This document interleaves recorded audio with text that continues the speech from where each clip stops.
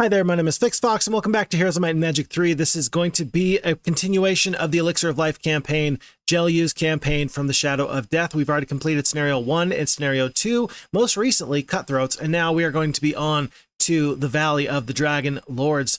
This is going to be a medium-sized map. This is going to have one green player, us, against the one orange player. And the description reads as such: this valley is land of the Dragon Lords. They must be defeated and the Ring of Life located to win the scenario. However, if Jelliu is defeated in combat, the scenario is lost. Jelliu is limited to level 20, but will carry his skills and experience and spells on to the next level. Wonderful. We're going to put this immediately on impossible difficulty as always, so that we have the best AI and we start off with no resources. And we do have 3 possible choices here on this medium-sized map. We have the opportunity to start with 1 green dragon, start off with the Boots of Speed, or start with 3,000 gold. All of these options are okay, and here's my thought process with that.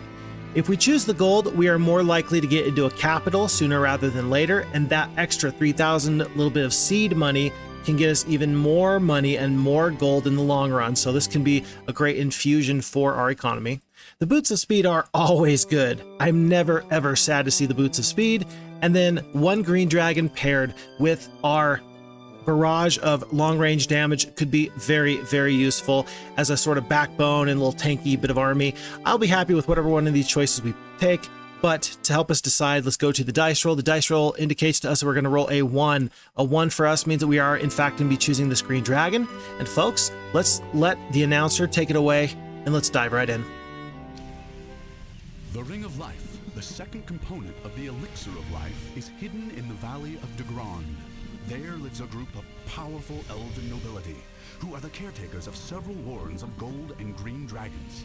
These dragon lords have always been loyal to Aislinn, but we fear that one of these lords has been corrupted by the necromancers. If this treacherous dragon lord gets the ring before you, he will become an enemy too powerful for the forces of Aislinn to withstand. Very interesting. So we're going to have to be dealing with dragons. Here be dragons, as the saying goes. And trying to get one more of those bit of artifacts that go into that Elixir of Life. Somewhere in the Valley of Dagrond is the Ring of Life, the second component needed for the Elixir of Life. The ring is located in a valley where the Dragon Lords live. The Dragon Lords care for the green and gold dragons living throughout Aislinn. However, one Dragon Lord in this region is corrupt and now conspiring against Aislinn. We believe he is in league with Deja, working with the necromancers. He has discovered that the ring is here and intends to claim it for himself. You need to make certain that he does not do so.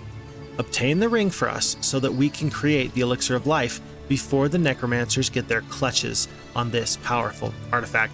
We start off with Jelliu. He's up to level 15. He's got some excellent stats. He's all filled up. We are going to see whether or not basic diplomacy turns out to be valuable or not. In the previous scenario, we worked really, really hard to get this Ring of Vitality, so all of our units are going to have +1 health. That's especially useful for things like centaurs and dwarves. Less important when you have a green dragon that goes from 180 hit points up to 181. We do have Sinka, who is the level 15 Overlord. We picked them up, remember, because they had the Expert Scholar, and trading back and forth between mage books, spell books is always a good idea for us. They are merely okay. Aislinn does a great job as being our mage type speciality. They do have the expert fire magic, the basic water magic, the expert wisdom, and they've been able to pick up some really nice spells for us. Things like the summon earth elemental, the implosion, chain lightning, things like that. We can get the chain lightning and the meteor shower over to Jelliu, and actually I got to check to make sure, just to see if we have those over yet. Looks like we do not. So before we do anything, let's get this over here. Clone and Slayer is on over to this primary hero. We're actually going to move everybody but this one troglodyte over as well. Aislinn's going to make the very best use of those small troops that they can. And then let's see what spells we need to carry over. Let's see. Expert Scholar allows heroes to teach any other spell up to 4th level. Do we not have expert or advanced wisdom? That's what the case is. We need to keep this hero alive for a little bit longer.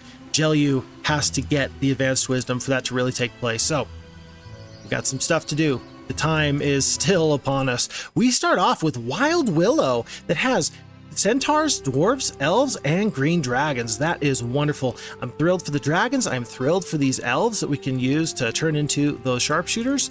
Looks like if we want to hire another hero, it's going to be Genova with her speciality of 350 gold. Immediately, I'm hopping for joy. I might pick up this hero just knowing that they're going to pay for themselves in only a few turns. Heroes visiting the Hall of Valhalla in a stronghold become better warriors. Good to know. It looks like Ufretin is going to be the primary hero for Orange at this moment. We'll see how long that lasts.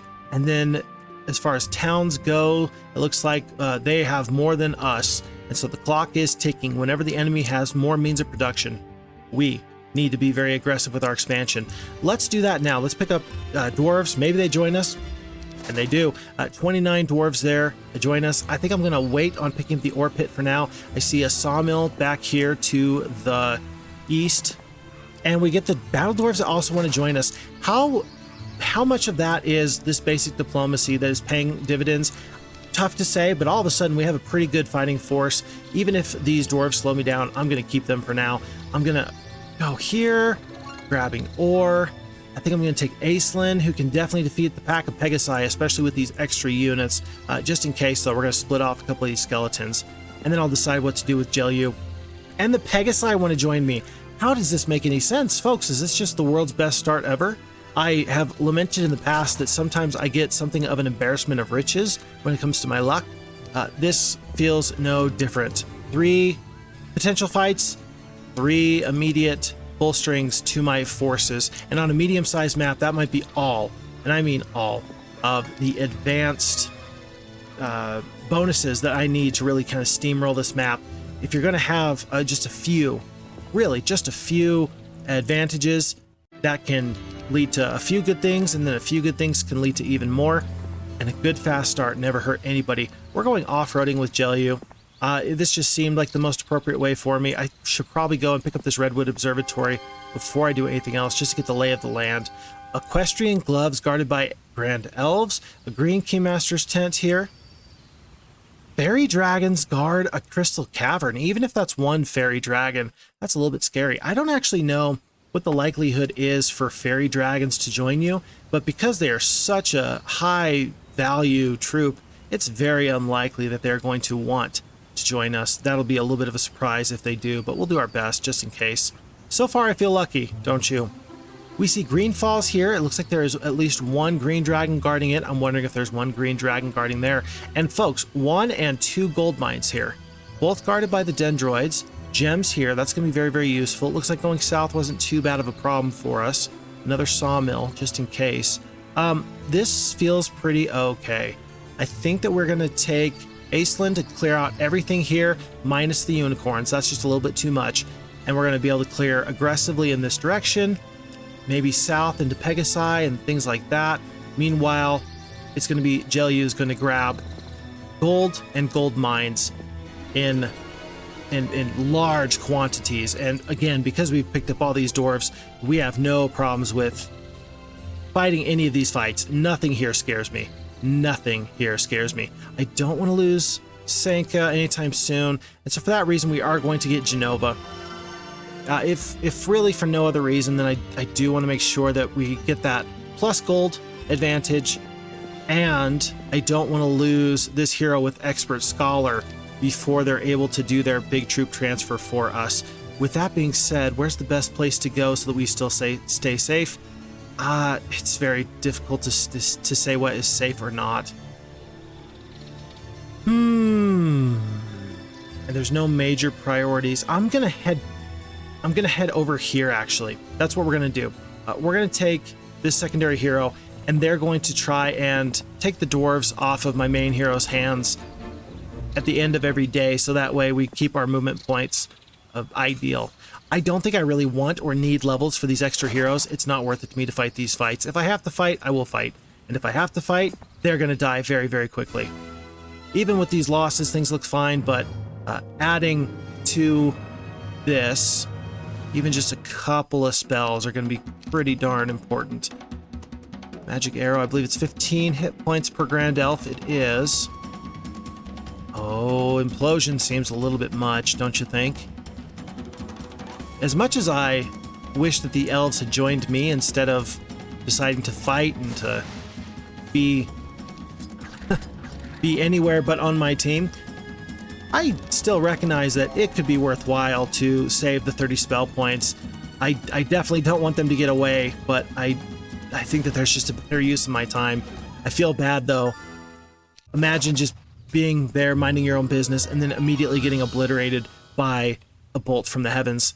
A brief stop at an improbable rural inn yields an exchange of money, tails, and accidentally luggage. You find a magical pair of gloves in your new backpack.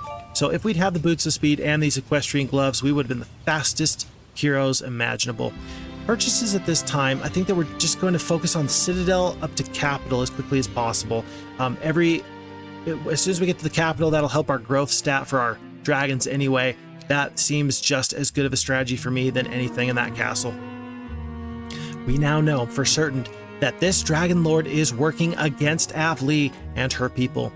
He is in league with dark powers, entities so twisted they would have you believe he is an upstanding member of the Avlee nobility rather than a treacherous murderer. The facade he shows to the world is that of a well-respected Dragon Lord, while he allows the necromancers to secretly harvest our people.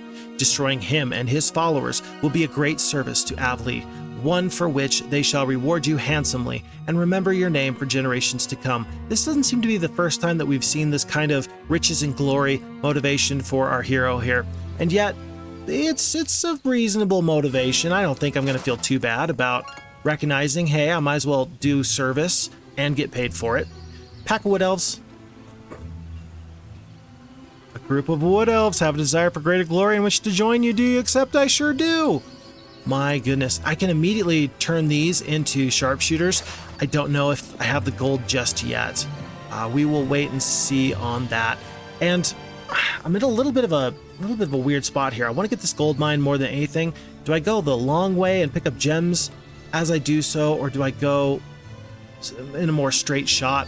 I think I'm going to go around. That'll give me time to let my secondary hero follow up. Again, maybe I can pick up these very, very slow dwarves and just save myself the trouble. Yeah, even that little bit can make a big difference for us. Tomorrow, we will likely just turn those troops right on back over to the main hero. I really appreciate a lot of things with Heroes 3. You come across a conjurer who begs to accompany you and your army a while for safety. You agree, and he offers as payment a strange orb of the elements, tempestuous fire, knowing that our main magic hero has expert fire magic. That could actually be very, very useful. So we're going to keep that on them. But included of all the wonderful things that people have done with Heroes of Might and Magic 3 is the Tactician's Strategy Book. If you've ever taken a look at that, it's a PDF document, and obviously someone's taken a long time to compile tips and tricks and things of that nature. And amongst those items are things like movement tips for the adventure map, trying to figure out what's the best way to get the very most out of your movement points. Even upgrading or making better use of 10%, let's say, of your movement points can be tremendously useful for you. I mean, think about logistics as a secondary skill. That's supposed to go 10, 20, and 30% as far as how much it increases things for you. A group of boards with a desire for greater glory wish to join us. What is going on here, folks?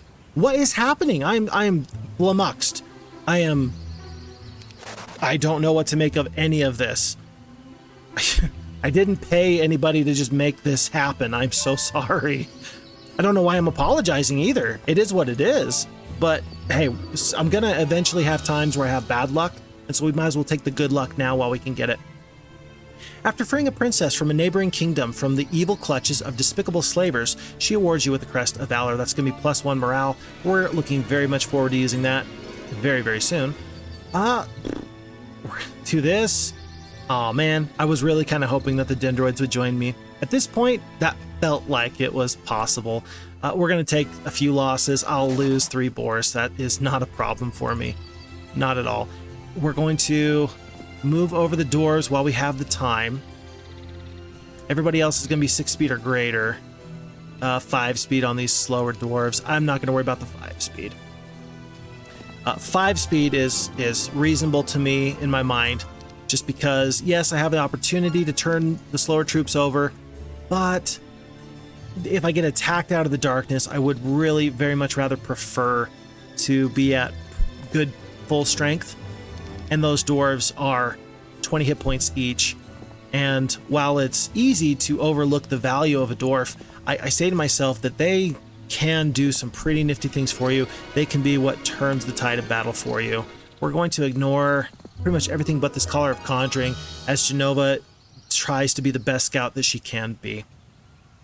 Before you appears a levitating glass case with a golden choker perched upon a bed of crimson velvet. At your touch, the lid opens and the choker floats into your awaiting hands. So Genova is exploring to the center of the map. We start off in the upper right corner. We are exploring down to the very center of the map with her. Aislinn's got the northwesternly route. Jelliu has taken the southwesternly route, mostly south. And we are trying to again get up to our castle. We go from, we're still at 1 dragon apiece. It'll be, let's see, what do we have to do? Basic growth is 1, then castle growth is 1. Oh, so we did just increase our growth by 1. This is just indicating to me that I have 1 green dragon here at this time. So at the start of next week, we're going to have 3 green dragons available. That is stupendous. And so it's month 1, week 1, day 5. And I'm feeling pretty okay with everything that's happening. I truly am. Let's make sure we get the dwarves over now before I forget. And then we're going to go pathing through the witch's hut simply because it'll save some movement points. This trading post here could be incredibly useful. We will see as we lose 1 boar. Me not worrying about these boars doesn't hurt my feelings at all. And we will actually take the time to step on this plus 1,000 gold as we go towards this, either the School of War or this one castle. It's not too far. Let's have our scouts do scout things. Picking up gold. Plenty of gold. There's a hovel.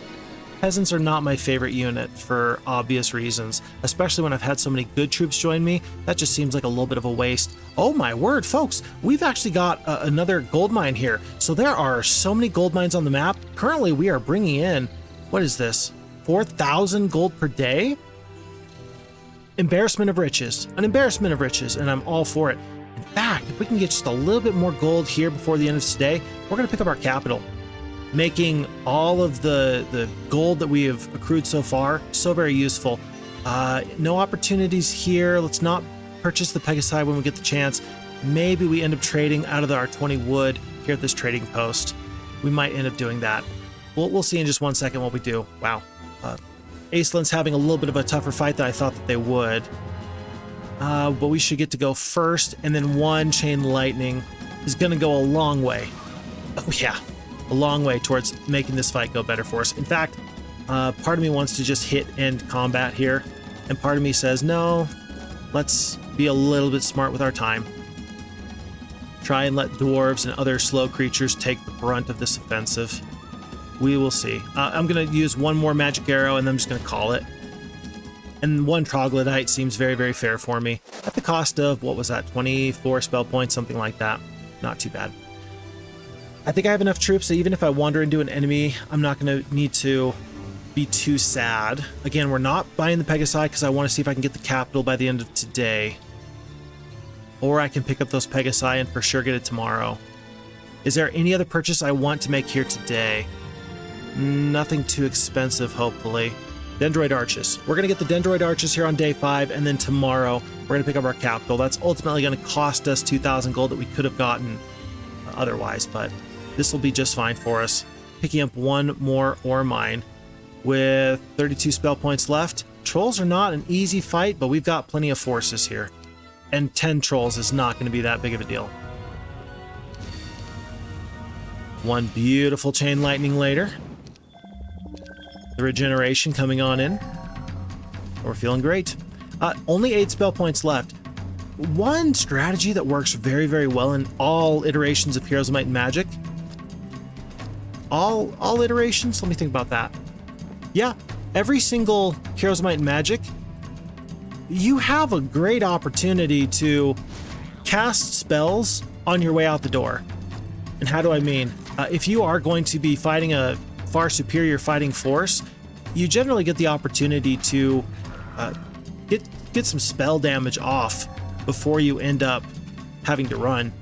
And that spell damage cannot be understated. It really goes a long, long way. And so it's a little bit rough only having 4 spell points here. Now, there is a well not too far. Where did I see that? There's a well. I know I saw a well. It's right there. We're going to path through the windmill and then come on back.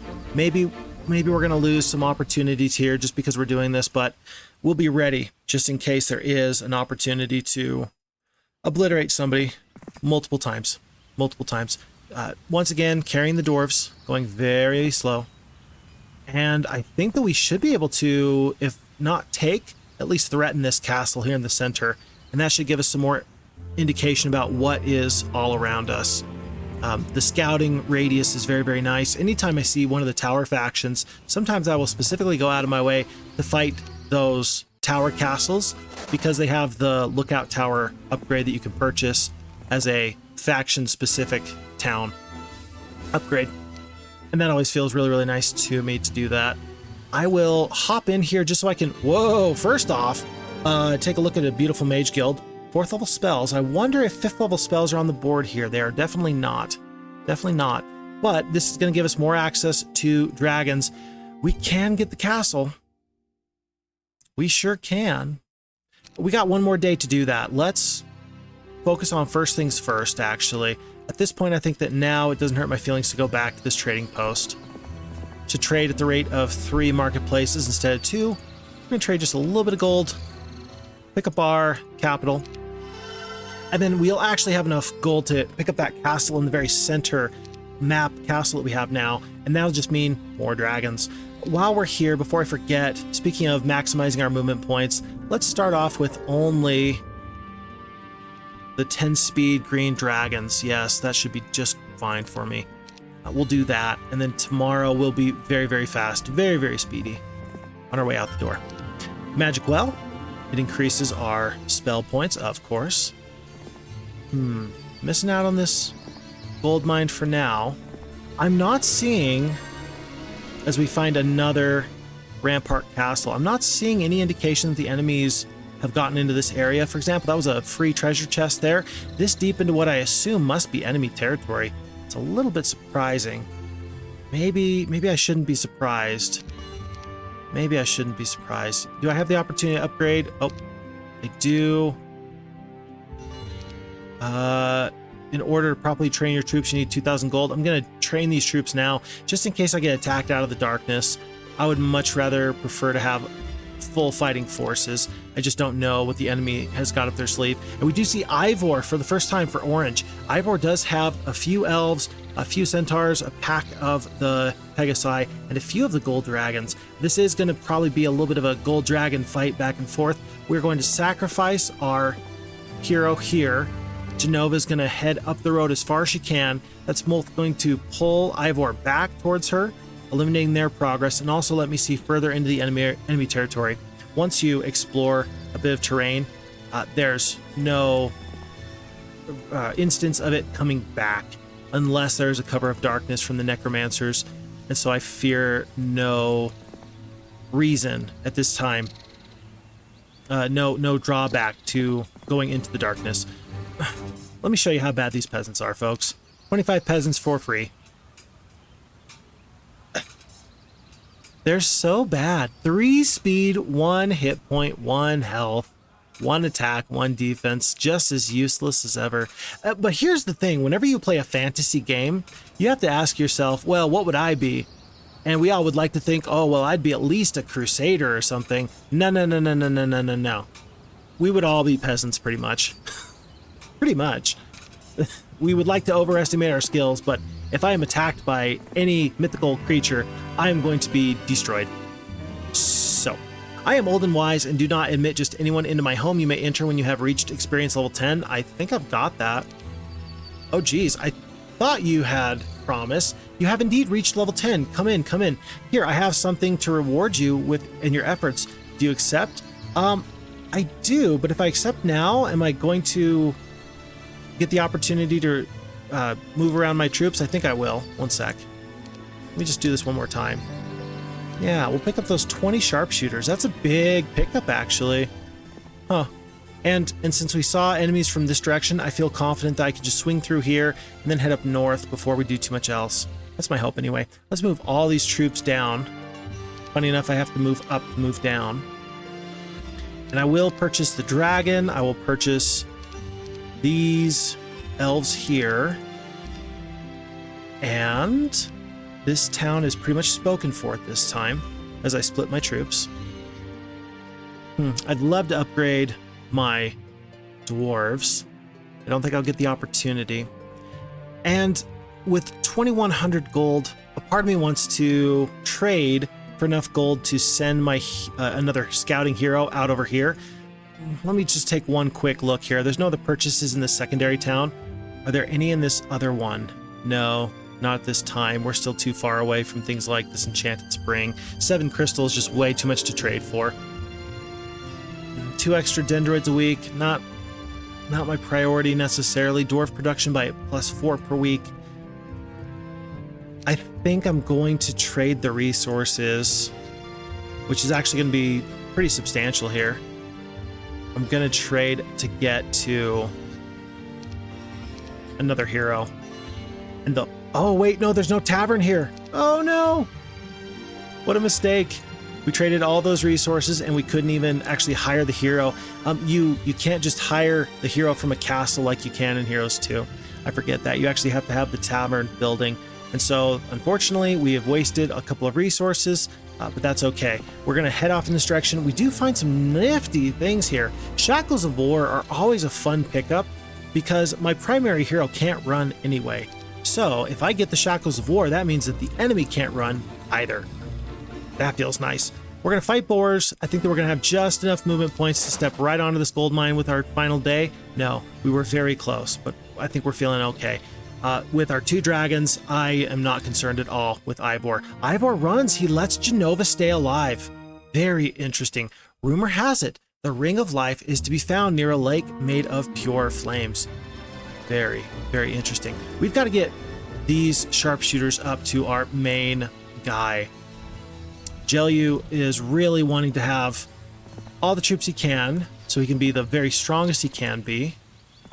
I'm guessing that this is Orange's primary castle, Bathier, possibly. Gold mine now. And let's send Aislinn up the road in this direction to see what concerning things we might find. We're going to step on this Den of Thieves just to figure out kind of what our strength looks like right now. Searching through the underbrush, you find the secret entrance to the Den of Thieves. An old acquaintance fills you in on all that he has learned since your last meeting. So it is going to be Ufretin. If we see Ufretin, we need to be very concerned. We currently have the most Kingdom Army strength. Granted, this is day 1. There's about to be more strength that comes through the enemy very, very quickly as they hire another week's worth of troops. But we look to be just as tough or better than they are. Sure, they've got gold dragons, but I think that if we can overwhelm them with some spells and some other forces, we're going to be doing just fine. Just fine. Let's take all of that information and over in this way for a second just to see. I guess we can take Green Falls with these forces.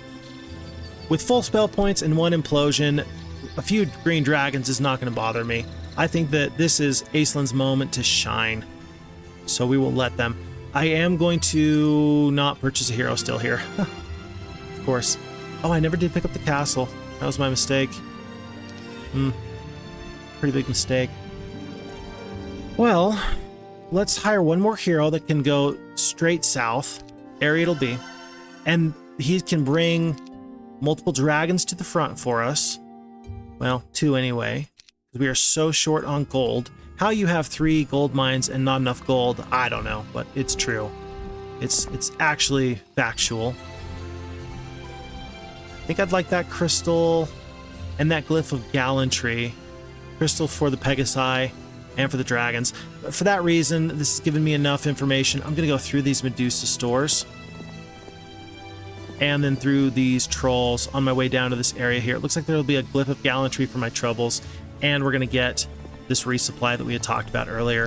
1,000 experience. Ooh, look at that. That right there is a very interesting adventure map object. That purple looking spire, that is where the fairy dragons come from. If we can hire fairy dragons in this map, I'm going to be feeling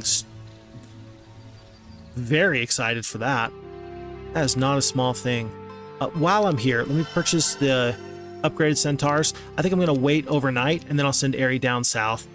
I had talked about maybe sending him out strictly as a scout, but then I see that he has the opportunity to help me resupply a little bit more. I think I'm going to do that. The resupply is going to be pretty valuable for me.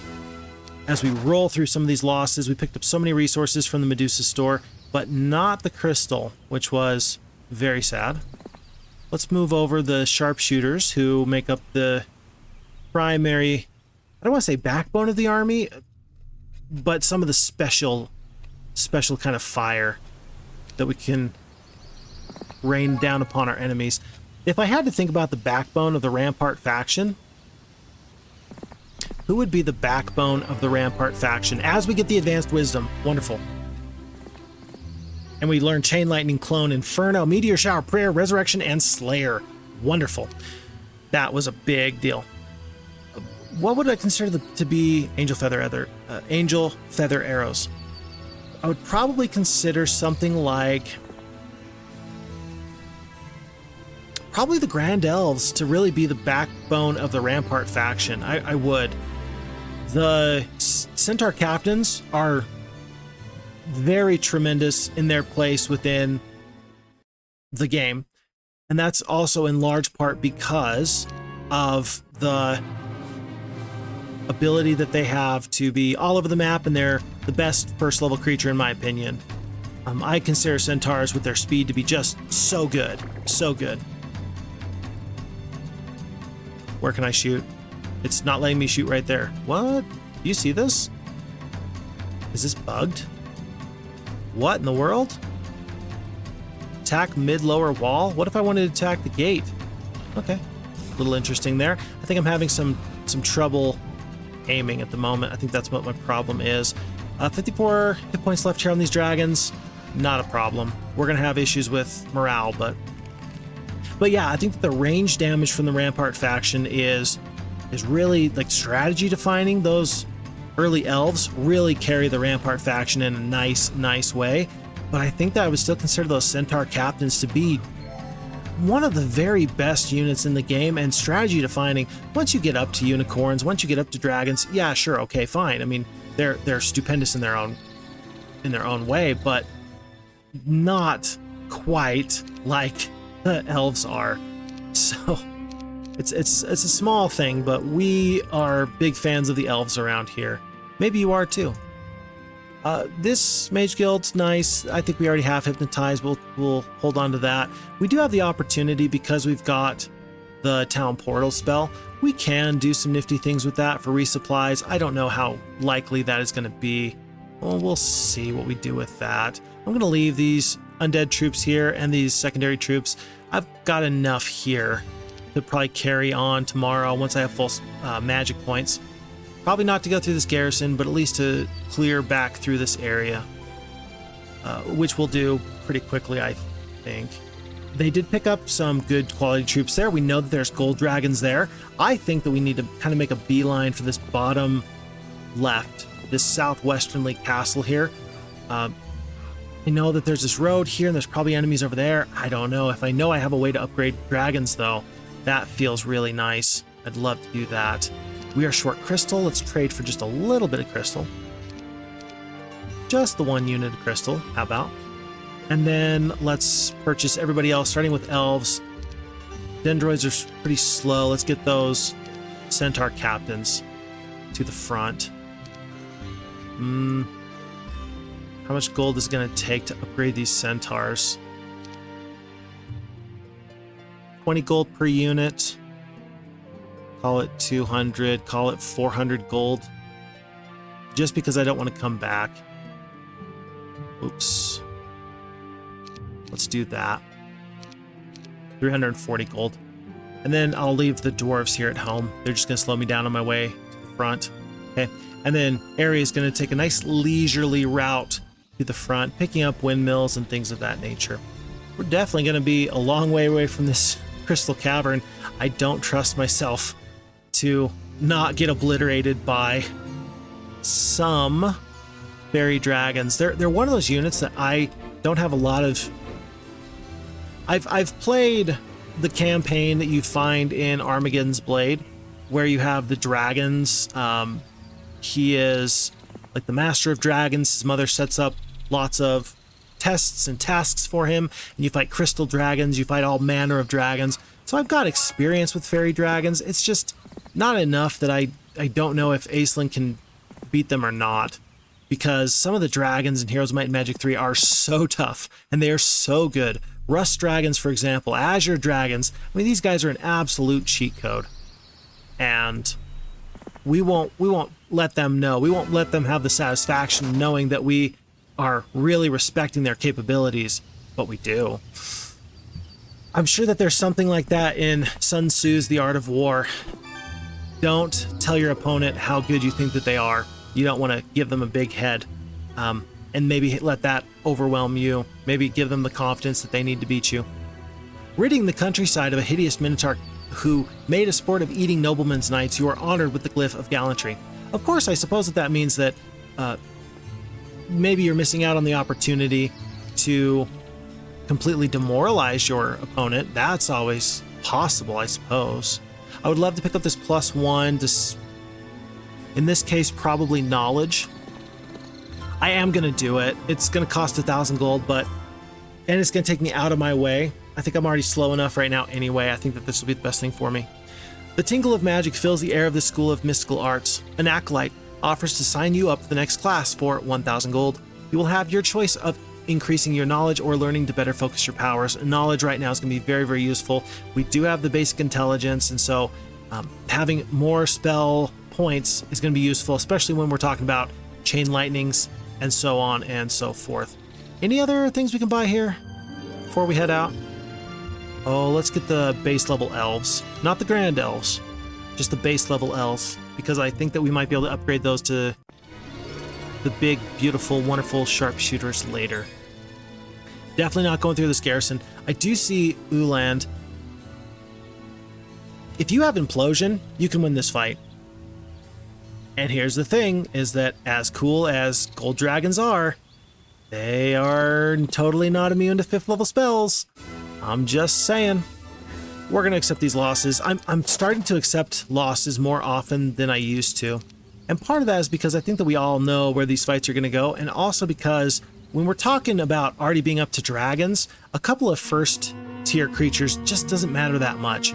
Dragons and 6th tier, 7th tier, upper tier creatures, they have such an overwhelming presence that a few first level creatures, not that big of a deal. So, your work, Lord Falorel, has been excellent for honing your skills. Am I Lord Falorel?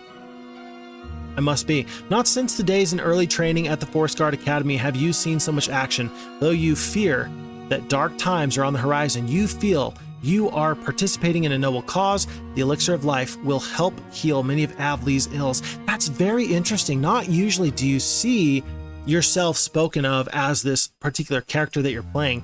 Generally in Heroes of Might and Magic, you are simply this unspoken of person, this silent protagonist, commander under Gem, or under, in this case, Jelyu, under Crag Hack. Calling the shots, but you're not really spoken of. Are we Lord Falorel, or am I misreading that? Let me know. Maybe you have some better insight. Sometimes I go a little bit too fast and I miss a few things like that. Your troops discover an eerie shrine dedicated to the undead. You bless the shrine, causing the stone shield emblem above the altar to crack. Underneath it is a real shield, which you decide to separate from this unholy place. Shield of the Yawning Dead, that's a +3 to our defense. We'll take that. And because the other enemy backed off when they saw us, we are going to continue on our way. We're going to continue. Dwarf Cottage, again, Dwarf Cottage doesn't feel that impactful when we've got dragons on the board. Just saying. Relative strength is probably one of the most difficult things to pick up in Heroes of Might and Magic, in any iteration. And what do I mean by that? When I talk about relative strength, I mean when it comes down to decision making, what is the best choice? Not really wanting to know where the angel whose feathers were used for these arrows. You take them quickly and depart. When I do my decision making, I am constantly weighing good decisions against good decisions, right? You have good, better, and best more often than a good decision and a bad decision. That's the way I personally view a lot of this hero's work. We're going to head in this direction. I think we totally beat this guy, no problems. Going to beat the brakes off of Ufretin. And because that's the case, because we're choosing between good, better, and best, then you have to have a good game sense to know relatively about where things land. I've mentioned in the past, as we pick up the red border tent, I've mentioned in the past that I don't have an exact knowledge of every little thing in any Heroes of Might and Magic game I play. I really don't. What I tend to do is I tend to feel my way through these games.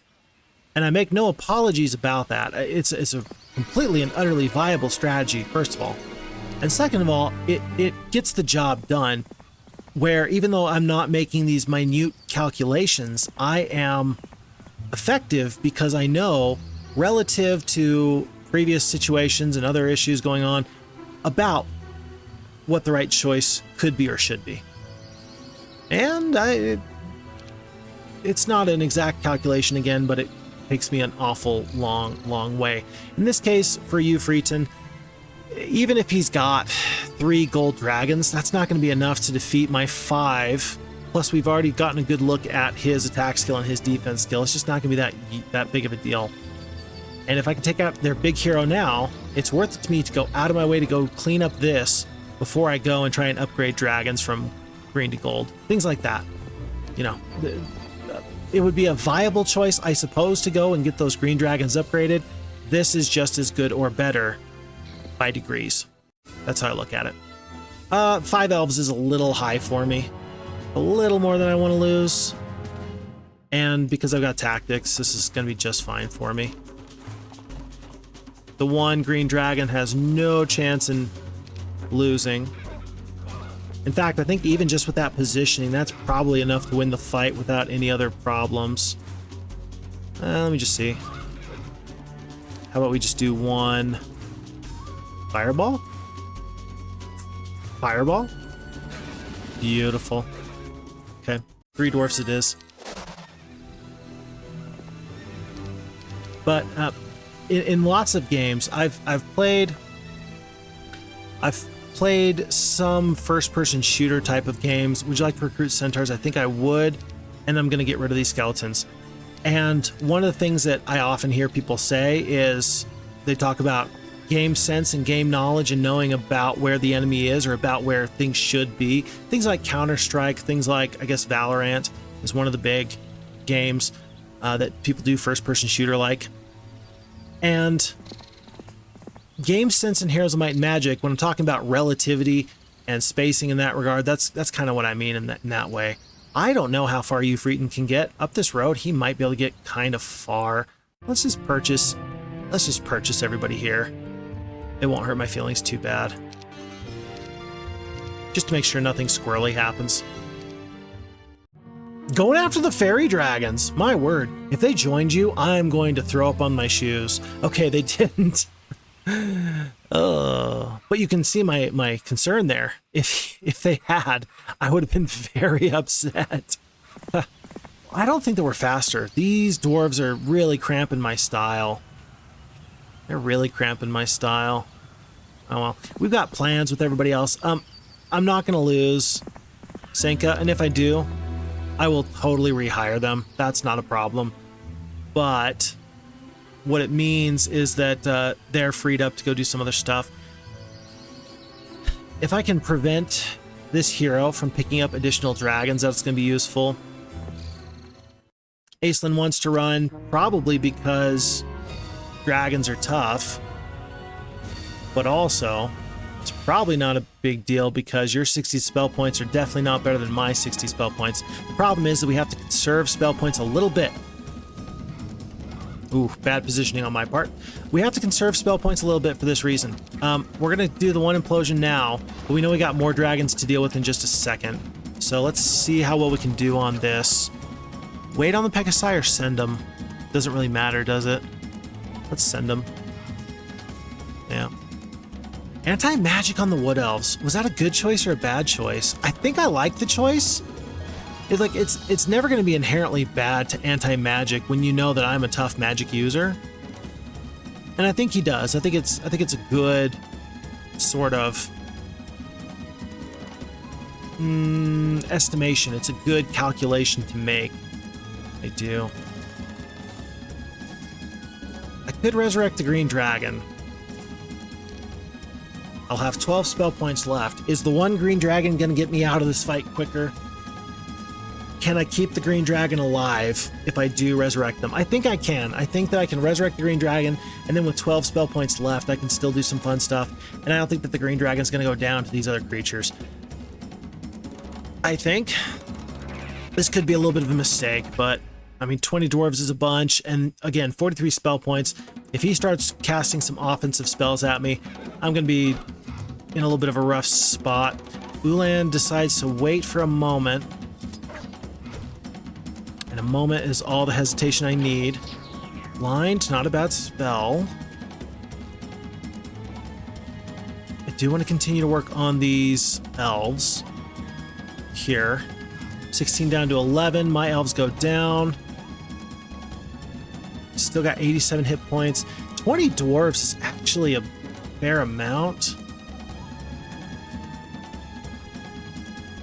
Part of me wishes I thought about summon Earth Elemental. I thought about it, but I was like, well... But spell damage onto dwarves is not my favorite thing. It's truly not. 21 spell points remaining. That could be multiple magic arrows, and then if they land on the dwarves, that's going to be 6 dwarves at a time. 7 dwarves. Well, 6 dwarves. That'll do it for me. Let me just cast these magic arrows. And if they resist 1 or 2, that's not good, but we'll take it. It'll be what it be. Dwarves are in the fight. Yeah, this might be the time where I take this town, and then I more or less use this as an opportunity to fast travel back home. Ouch, that was my... Oh!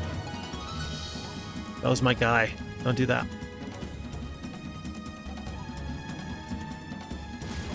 We're going to win this fight. I'm not going to be able to hold on to this dragon, I don't think. Let me back up, actually. If I could save the dragon, I'd like to.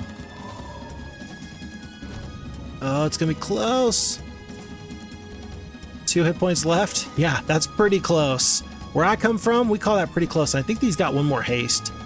This blind is going to last for a couple more turns, but we're going to fly all around the map. Just flying around. Whew. I was scared. Were you scared? Bro, I wasn't scared. I'm never scared. 2600 experience. Uland is defeated. We pick up the spyglass. 17 skeletons. Sure, why not? We are completely out of spell points, though, so... Oh, and because it's not expert resurrection, we actually don't keep the dragon. I completely forgot about that. In Heroes of Might and Magic 2, you have True Resurrect, which is the 5th level spell, versus the 4th level Resurrect spell.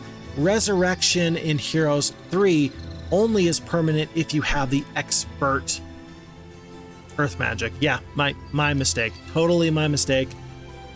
It was fine. It worked out. We pretty much used all 180 of those hit points on that green dragon, so it's fine. It'll be all right.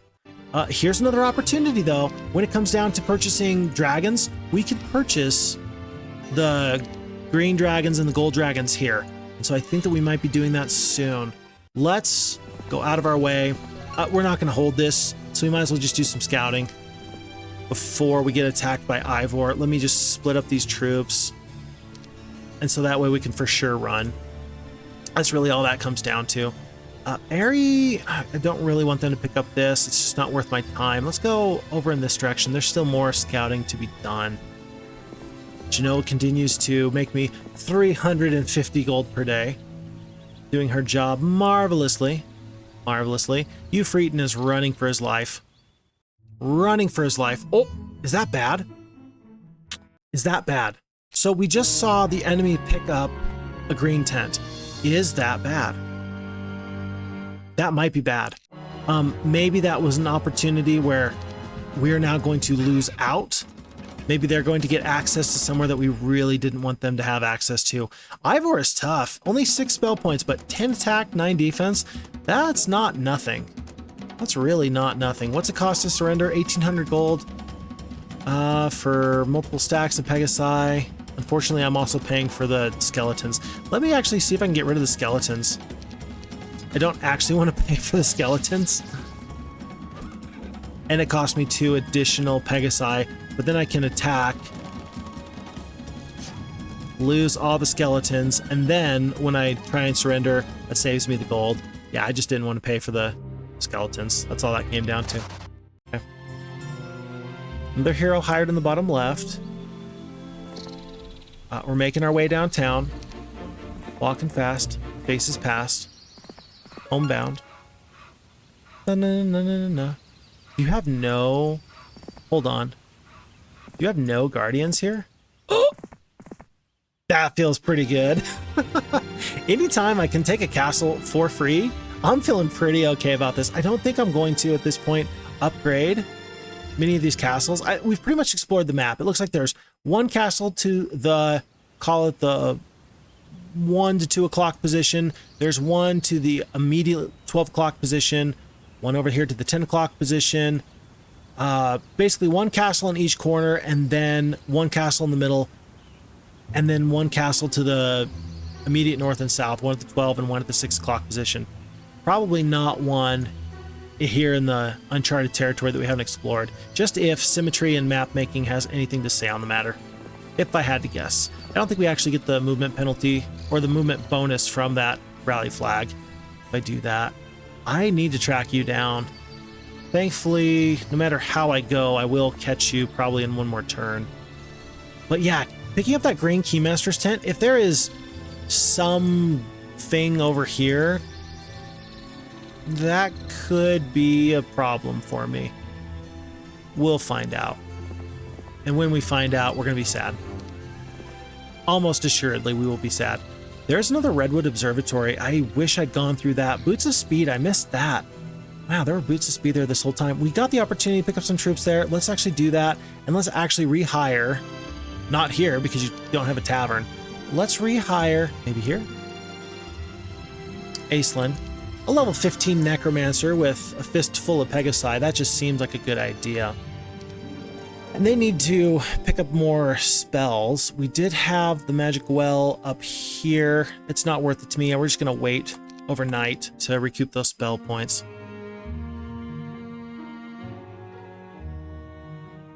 Three orange heroes on the map that I can see. Boris just provided me a gold dragon for free. I will take the time to upgrade these centaur stables and just get the full centaurs. And because this is a fairly decent fighting force, we're actually going to keep the rest of these troops at home. It's not going to really matter to have 25 peasants or a troglodyte anyway. Let's just do this. And then we can just see what's in the corner here. Or, not too bad. And then rather than travel by road, we'll travel kind of this back way. We do have some good spells here. And as an overlord, there's some good attack skills present for Senka. So even that one dragon can do a lot of good for us.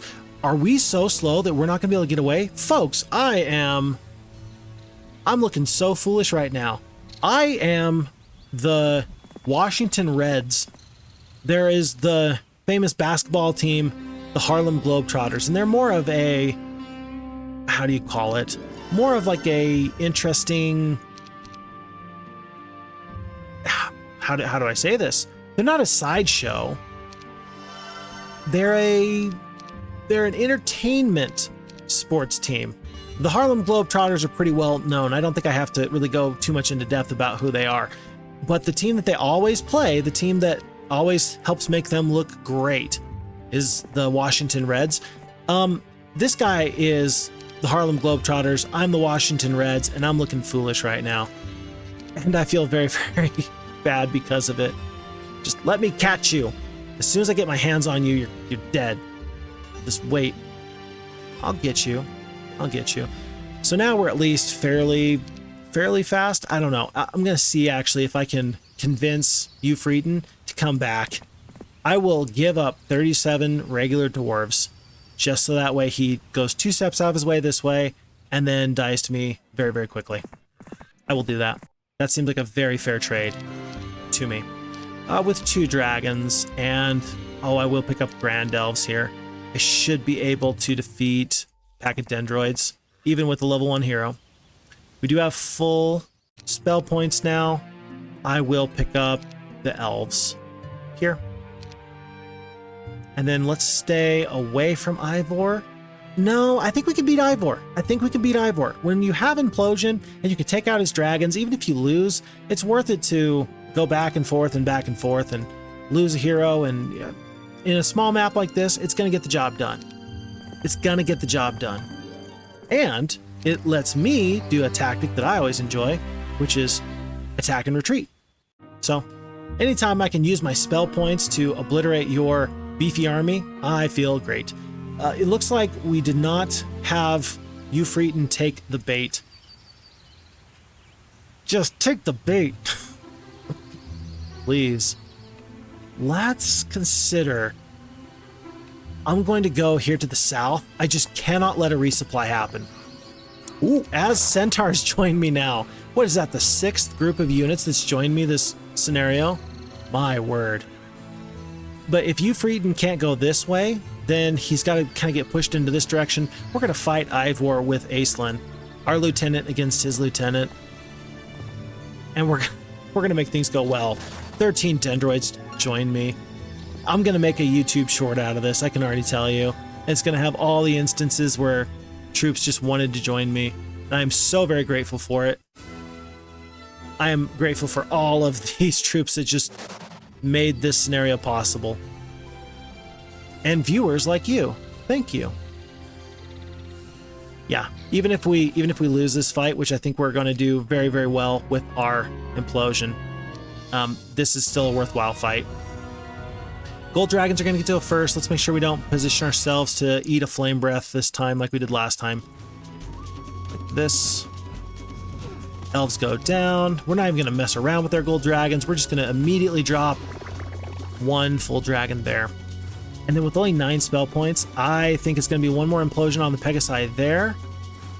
It doesn't matter to me if I take this damage here. I think we're fine. Shield plays perfectly into my strategy. That's okay. 14 wood elves, though. 14 wood elves. If I don't attack right now, they shouldn't do full damage to me. And I don't think they can kill 1 full stack. Yeah, they don't. They kill one Pegasi, basically. Let's just go back and make them come and get us. Implosion, 19, down to 4 on the Pegasi. Again, just don't lose, and you're gonna be fine. I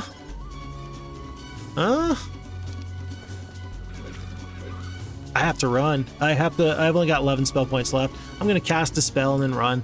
It's not great. This is not what I should have done. It's not the way I should have fought this fight. But again, we talked about hit and run tactics, and this is still way better than it could have been. Down to 6. And this time we're not going to save the 3 Pegasi. These losses look fine. He'll be alright. Okay. And still, he's got no spell points now. And no gold dragons, so. Oh well. Hey, look, all these troops that we left behind last time, they are now useful. That is terrific.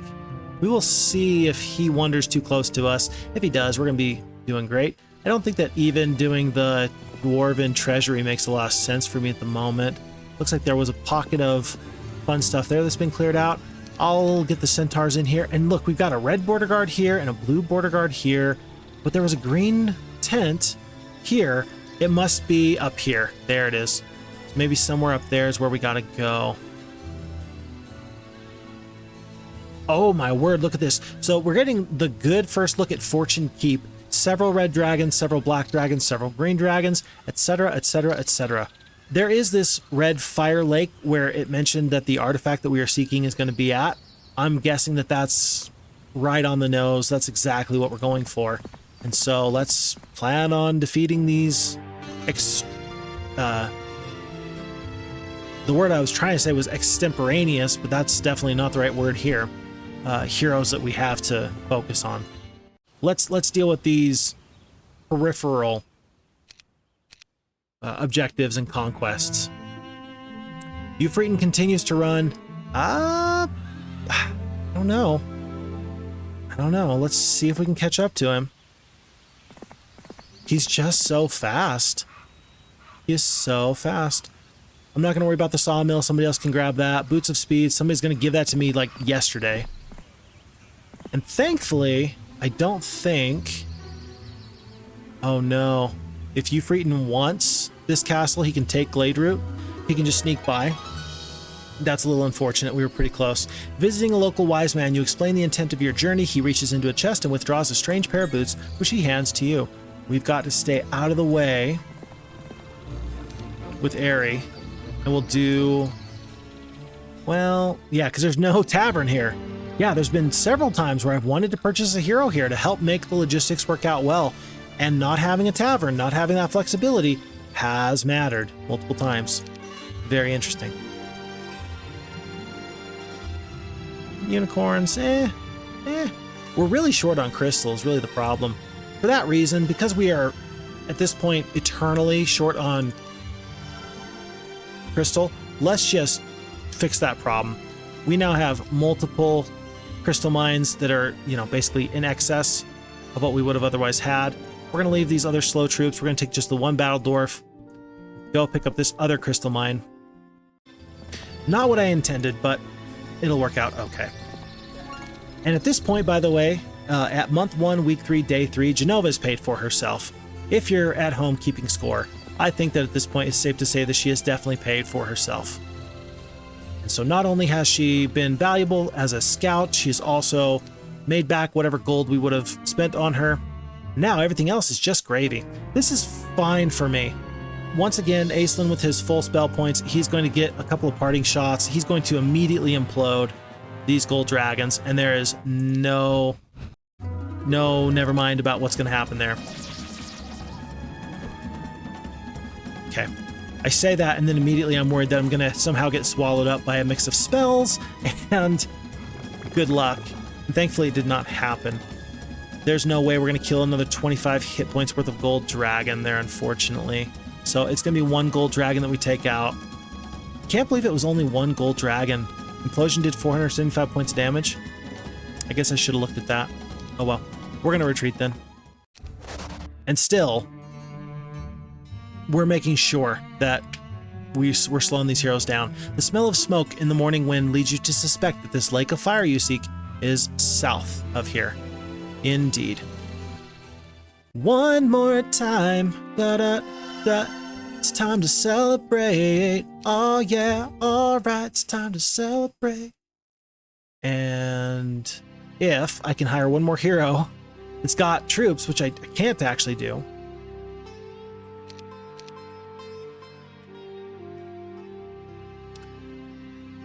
Then I would be in the best spot. Folks, I messed up.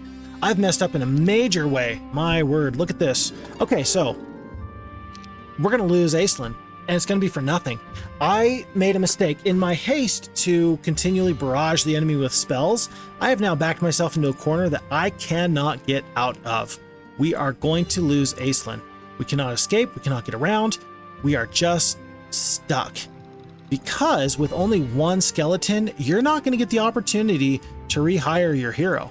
You're just not. It's not happening. Don't try.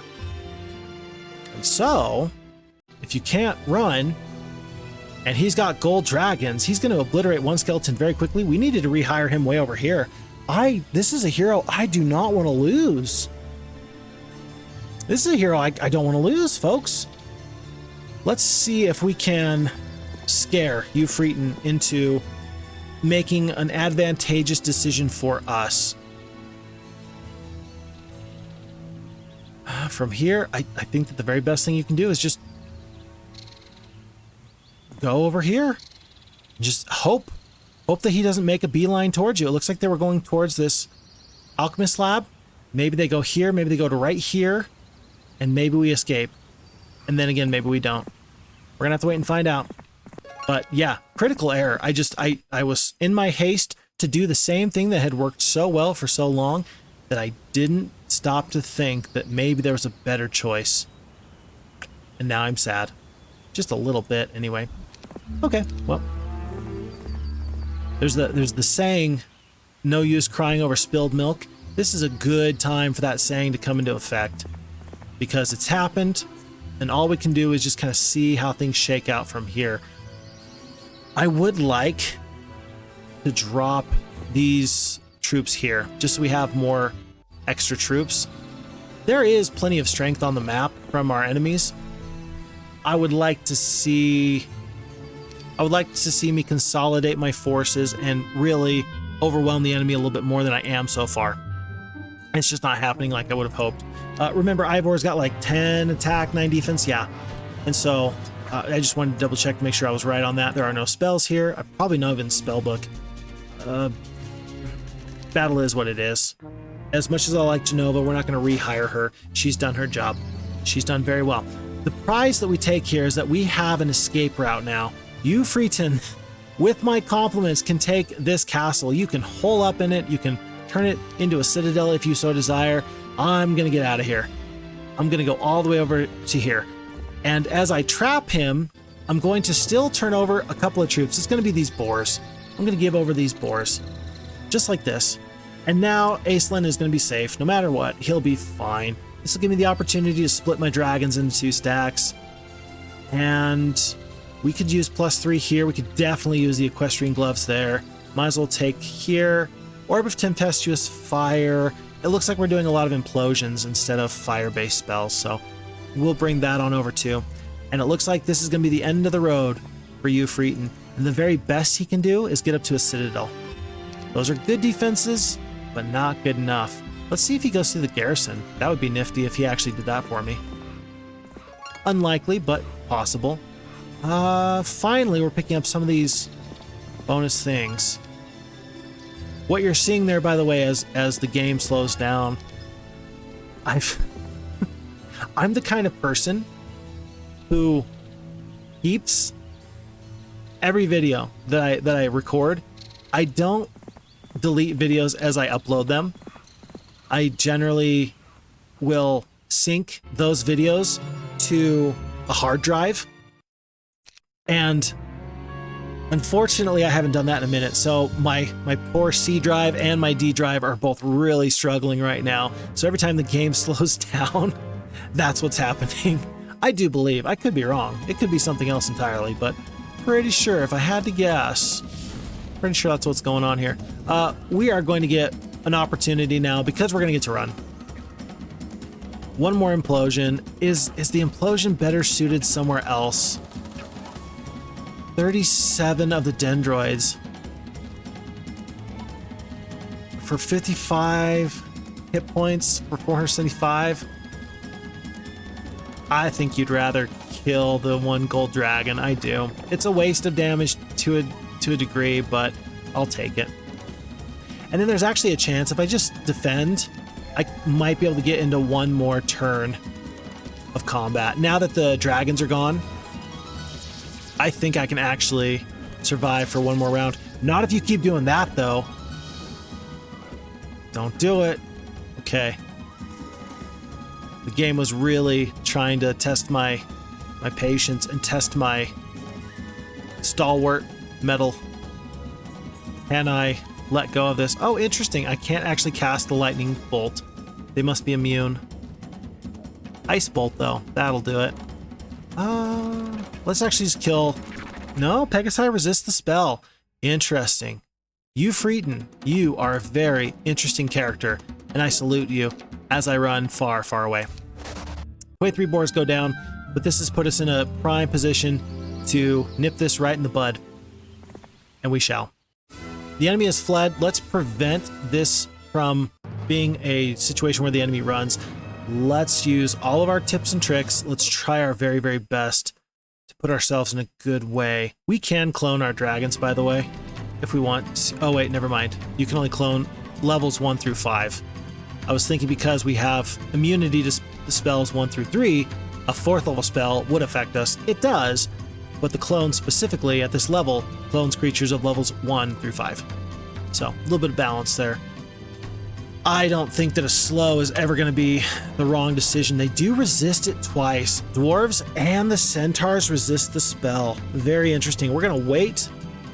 I'm not worried about any AoE spells or anything like that. With 50 spell points left, the enemy is pretty good, but I'm just not that worried. Let's put on damage onto these dwarves. There, waiting on the elves. Dwarves get out.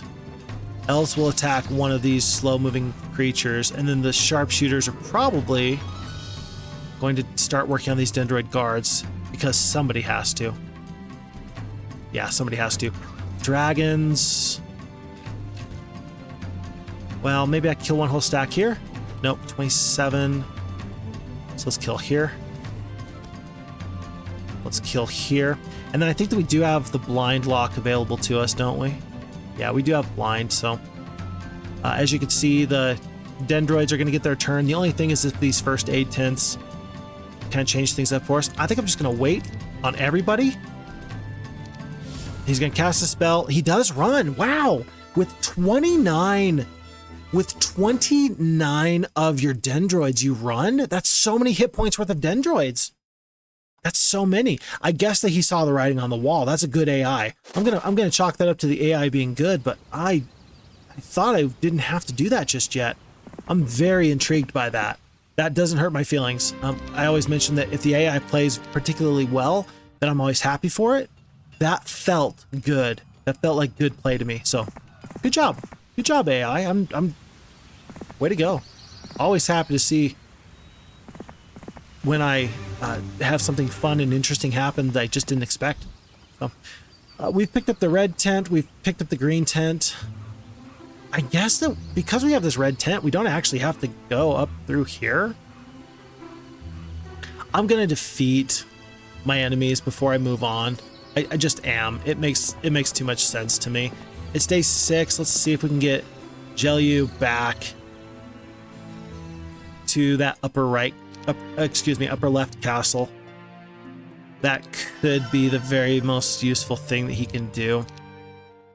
1 hero on the map, 2 heroes on the map, 3 heroes. It looks like they just purchased the 3rd. And so, yeah, we'll make it there, not by today, but by day 1, we're going to make it to Strong Glen. That'll give us the opportunity to upgrade our dragons. Ufretin is back, just being a little bit of a crazy guy, letting him do whatever he wants to do. A lot of these heroes now are a little bit superfluous, a little bit just extra. They're just going to wait here and here and here. And so month 1, week 3, day 7. This map feels like it's in a good position for us. I just need to kind of wheel this one in. The enemy, the route is on, is the way I'm looking at this. 520 experience there, and then 9 green dragons go up to gold dragons, plus 1 more. So 10 dragons. I'm feeling A-okay. No elves here to recruit, but you can't have everything in life. I will pick up this mage guild, 4th level mage guild for free. I don't know what spell I'm looking for at this point, but what else am I going to spend my spell points on? We're already full spell points. Let's head south. There's an arena. There's some other stuff. +1, +1. Yeah, there's lots of +1s for us to pick up. I just hope the enemy doesn't go this way and then just go to the center of the map. I think I have to assume that they will. And so let's start upgrading some of these other things. Buying all these troops. Sending them down. And then starting the long march towards the center. It'll probably be Aislinn, who is the primary fighter in this instance. Hopefully we can get there in a couple of turns, and hopefully we get there before the enemy does, because there was no mage guild in this most recent castle that he was just in. I'm getting rid of all these troops. It seems kind of useless because we have the 26 dwarves instead of battle dwarves at 3 speed. That feels really bad. It'll work. And we will get this castle upgraded before too much longer. Okay. Some bonuses there. Bonuses there.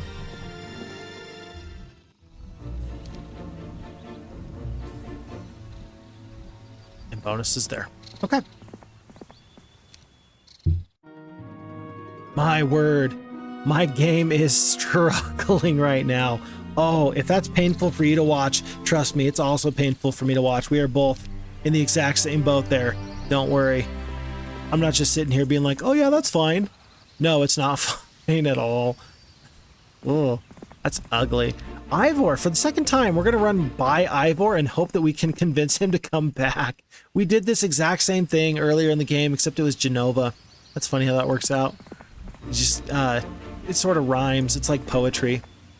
We are fighting in stanzas. I don't think that that's actually a thing, but hey, so long as I'm the one calling the shots, we're going to be fighting in stanzas. I never did upgrade these Dendrid guards because I'm moving at a breakneck pace.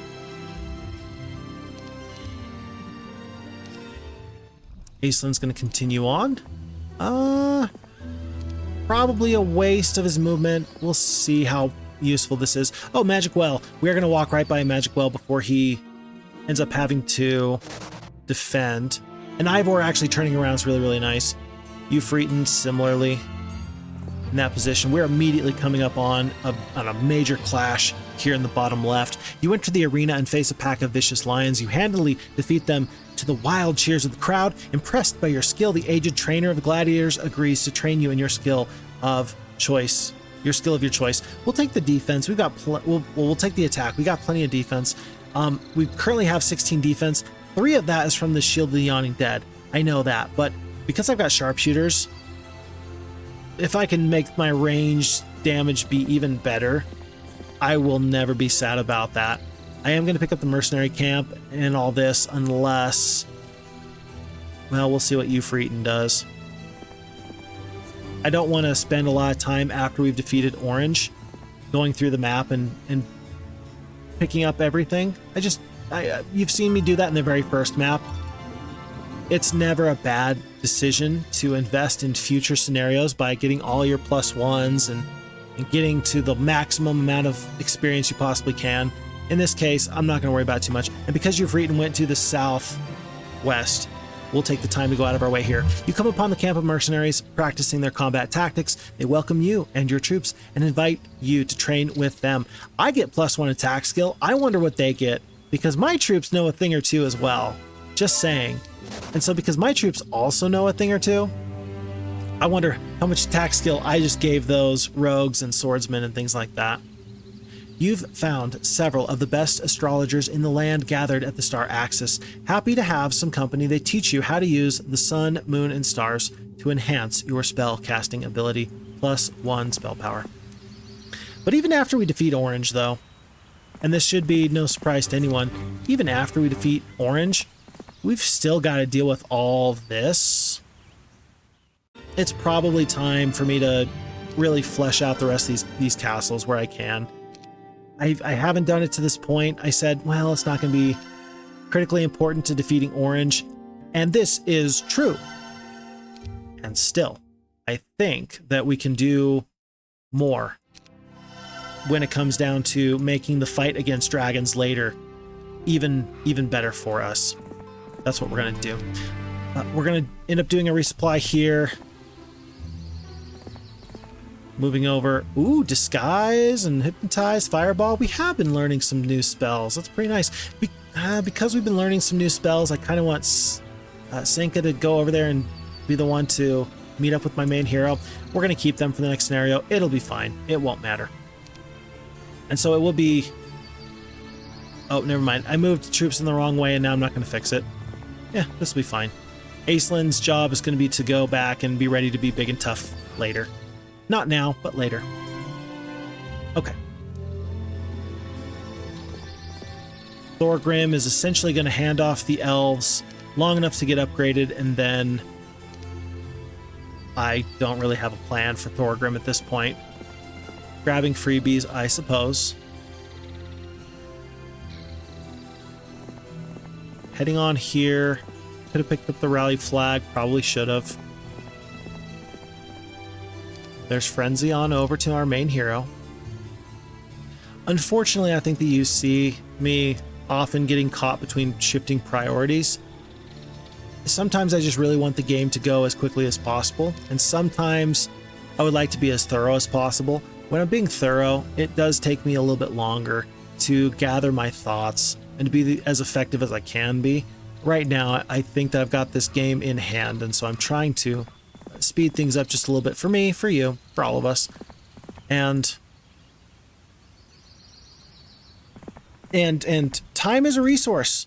If we're talking about the value of these resource silos, if we're talking about the value of a gold mine on the map, you have to admit that there's a real life value as well. And there just is. And so time is important in every moment, in every second. Here's the thing though, even though this scenario, you could probably click off at this point and say, well, FixFox has this in hand. Yeah, I think I have this in hand. I don't think I'm going to lose. But I don't think that the scenario is won by any means. I think that there's still much more to go with all those dragons, with that lake of tempestuous fire. If for no other reason, then there are certainly those fairy dragons guarding the artifact we seek. That's going to be a fight worth our time. As we come up to these fights here, I'm going to defeat Fafnir first. No, we'll just do it in these orders. In the previous Heroes of Might and Magic 2 scenario we did, as we pick up the Hellstorm Helmet and the Collar of Conjuring.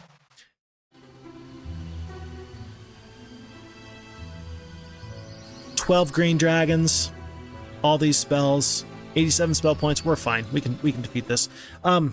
We went out of our way in the previous scenario to have some fun, and we more or less we abused the autosave, and not usually the way I play, but it made sense in this instance to use the Berserk spell on an enemy knight hero in Heroes of Might and Magic 2 who had something like 134 Crusaders backed up by 10 attack and 10 defense, and it was a beautiful thing to watch their army tear themselves apart.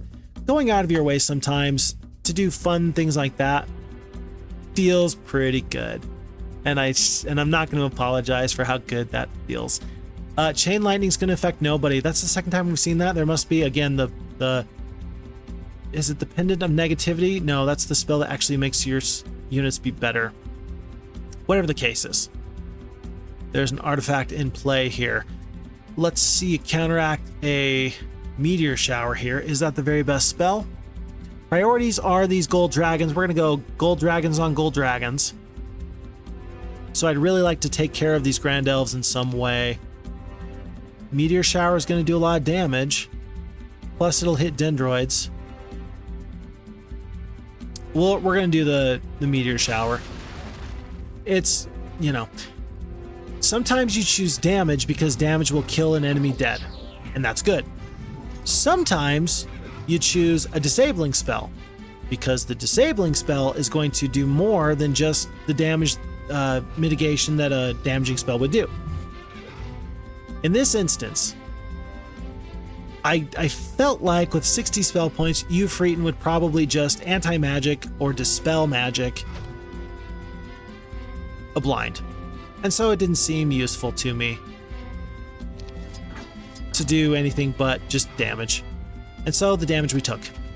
Damage it was, and damage it shall be. I'm hoping that we can do 149 points damage here. We cannot. But at least the sharpshooters are going to have the... Oh, never mind.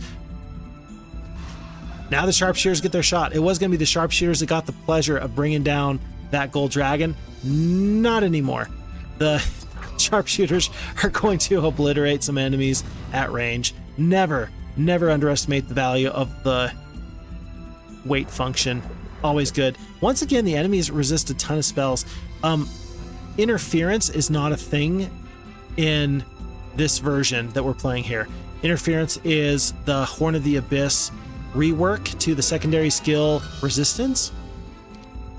And I really like it, by the way. I think it's a great take on the whole concept of reducing spell points, because then that, or spell power, because then that reduces also the duration that spells will have, and that feels better than simply reducing damage. Because if the spell does get through, it's still valuable to me if your slow only lasts for 2 turns instead of 6. Kind of a deal. And so I think that the reworking of resistance has been very useful. Pendant to negativity, that is what it was, plus the boots of speed. That's why they were so fast. We're going to take the advanced intelligence here. And in this instance, we're still working off of resistance instead of interference. Orange player has been vanquished. Light blue border guard here. We actually do have this tent already taken. I'm not worried about it. Let's just see what we have to do here. Green, green, green, green. Where's green? Green's up here, so we might be able to sneak right on through. This scenario might be over quicker than I thought it was. Let's just hit end turn just to see what we are up against. No one told me if you're coming. Oh, we gotta go. We gotta go here. Light blue. No, but we have red. Hold on. We have red already. Red's right here. Very strange how that works out. Huh. Yeah, if I don't have to defeat a whole garrison full of creatures, why should I? Let's purchase everybody. Send them down or up or however you like it. And that'll be one more resupply just in case something scary happens. Here to here. You went the long way, didn't you? And we'll see about getting dragons out in just a minute. Yeah, it wouldn't have taken much to get castles in every town. And unfortunate, but I'm not going to lose sleep over it. We are zooming through this map.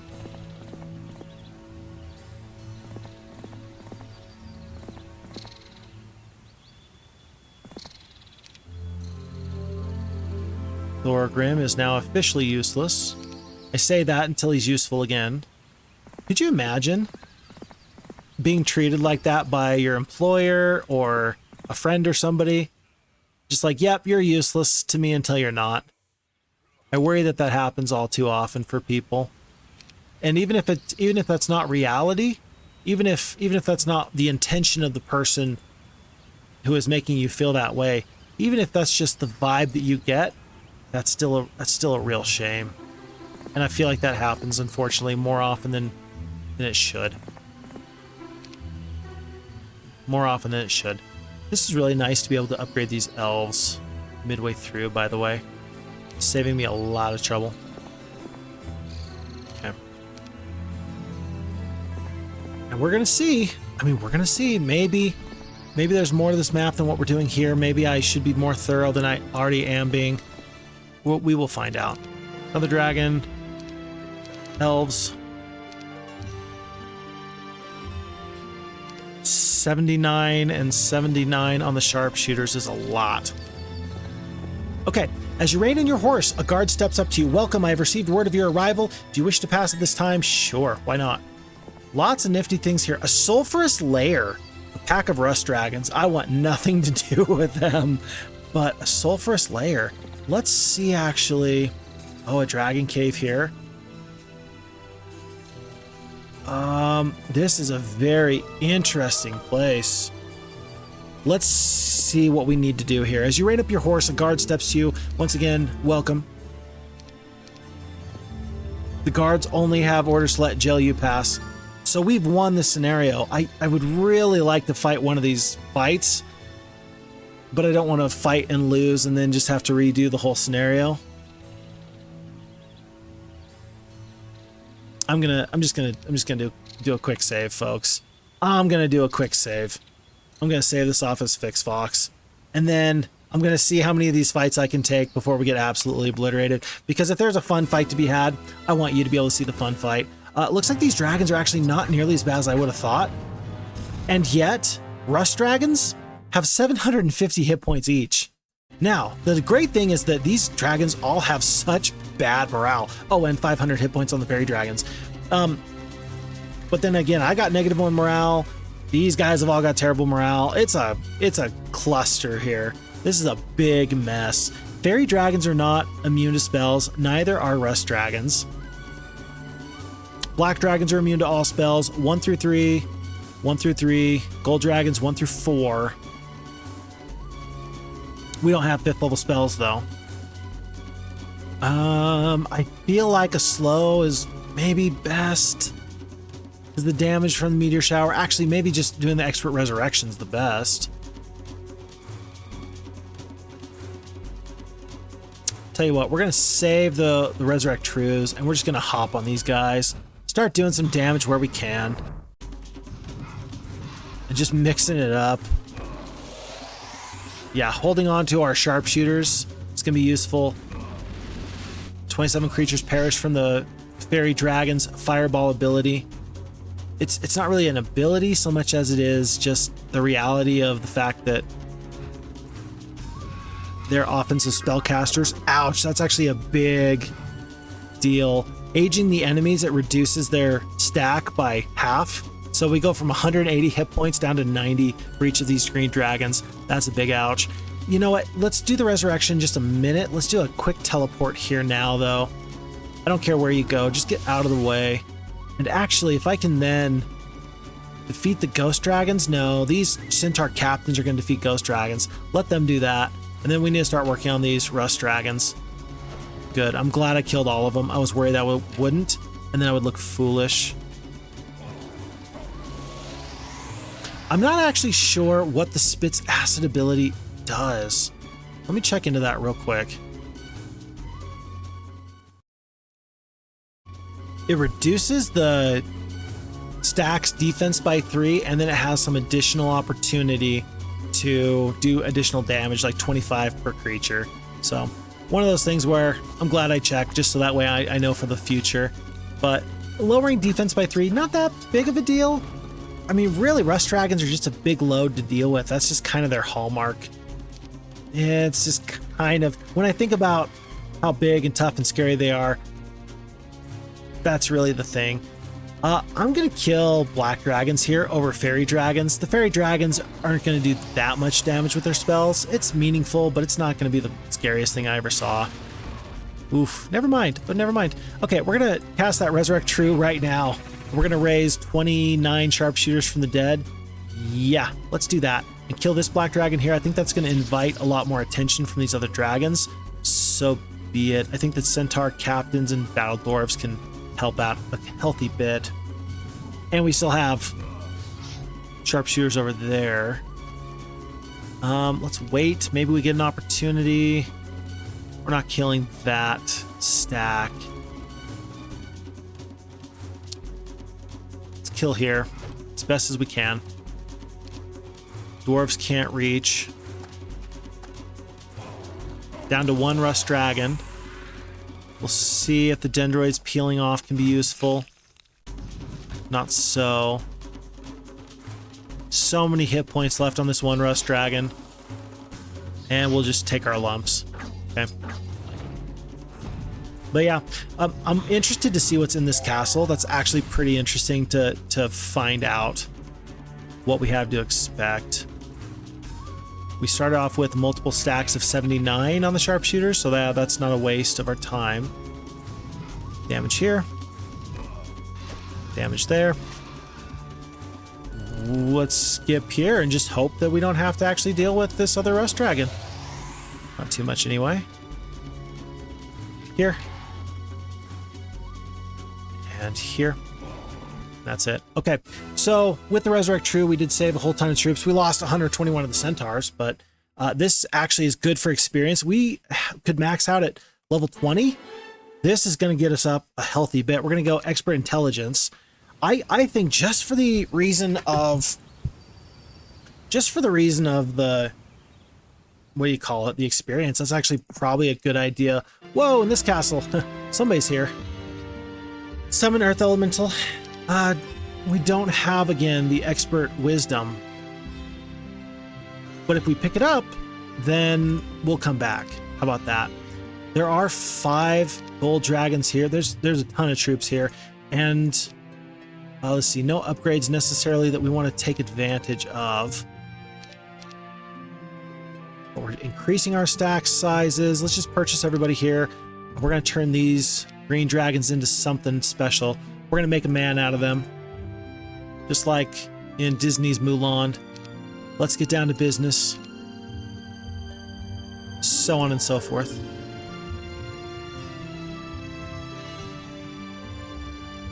And I think that rather than have 10 war unicorns, I'm just going to split these stacks of the sharpshooters. Okay.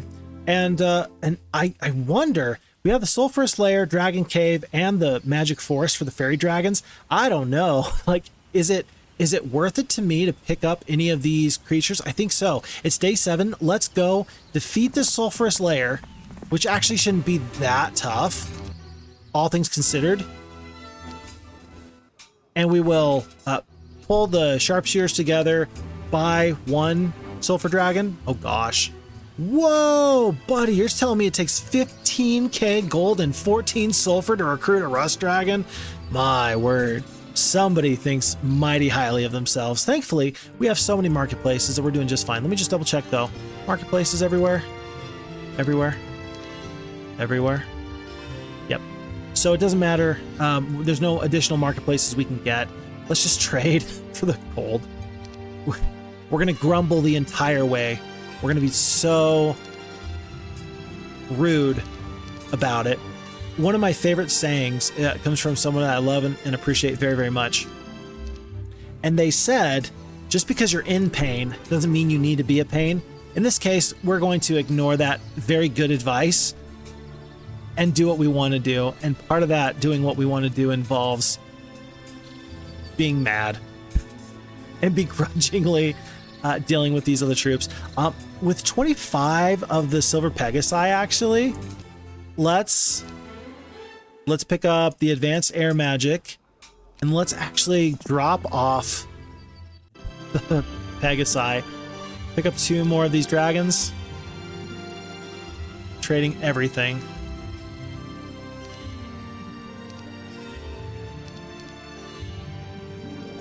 Yeah, and doing all this. At this point, you may be saying to yourself, wow, FixFox was really worried for nothing when it came down to fighting these fights or not. 10,000 gold and 8 gems for a fairy dragon. My word. I'll do it, but I'm not loving it. And really, it comes down to, well, Jelyu he's good, but the problem is that if we lose, then we just lose, and that's horrible. You meet an old wizard friend of yours traveling in the opposite direction. He presents you with a gift, an orb that prevents the use of Dispel Magic spell on all of your allies. It's pretty good. And so it's much less about can we do it or can we not. It's that, look, if I'm wrong, the opportunity cost is massive because then we just lose the whole scenario, and that feels horrible. Pack of Rust Dragons, I think we've done worse. I think we've definitely done worse. We're going to take this opportunity to split and go. And we're going to accept these losses as well. We can no longer gain levels. Unfortunately, we're not going to get up to the Expert Wisdom, but we will take our Advanced Diplomacy, Expert Air Magic. You have to take it, right? You just have to.